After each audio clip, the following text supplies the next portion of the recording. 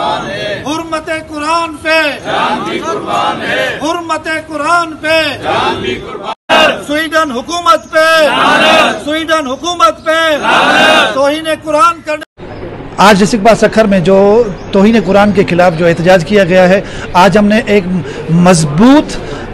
Message दिया है Sweden हुकूमत को और उन पूरे कुफार को जो तौहीन इस्लाम करके तौहीन कुरान करके समझते हैं कि शायद मुसलमान कमज़ोर हो चुका है। हम उनको बताना चाहते हैं कि मुसलमान पहले की तरह आज भी अपने दीन इस्लाम के और कुरान पाक के लिए हमेशा जान की बाजी देने वाला खड़ा है। आज भी मुसलमान जो है वो अपने दीन इस्लाम के लिए कुर्बानी के लिए हमेशा शहादत नोश करने के लिए तैयार बैठा है।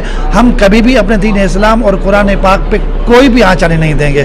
कुफार समझता है कि वो तो दीन इस्लाम की तौहीन करके और कुरान पाक की तौहीन करके वो हमें कमज़ोर कर सकता है। तो ना हम पहले कमज़ोर थे, ना हम आज कमज़ोर हैं, और हम आज भी आँख में आँख मिला के कहने वाले हैं कि हम दीन इस्लाम का भरपूर दिफा कर सकते हैं, कुरान पाक का भरपूर दिफा कर सकते हैं। और पूरी मुस्लिम उम्मा इस वक्त मुतहद है और ऐसी हरकत जो हो रही हैं हम इनको बताना चाहते हैं कि अगर आज भी आपने अगर ये बंद नहीं की तो बताना चाहते हैं कि वैसे भी दीन इस्लाम को पूरी दुनिया पे गालिब आना है और दीन इस्लाम पूरी दुनिया पे गालिब आके रहेगा। ऐसा ना हो कि तुम लोगों को कुफार को इस धरती पे छुपने की कोई जगह न मिले। जब हुर्मत कुरान पे स्वीडन आज डिस्ट्रिक्ट बार सखर की तरफ से हमने एहतजाज किया है। पूरे डिस्ट्रिक्ट में वर्क सस्पेंड है और वकला बरादरी एहतजाजन कोर्टों में अपीयर नहीं हो रही हैं और एहतजाज निकाला है, हमने एहतजाज किया है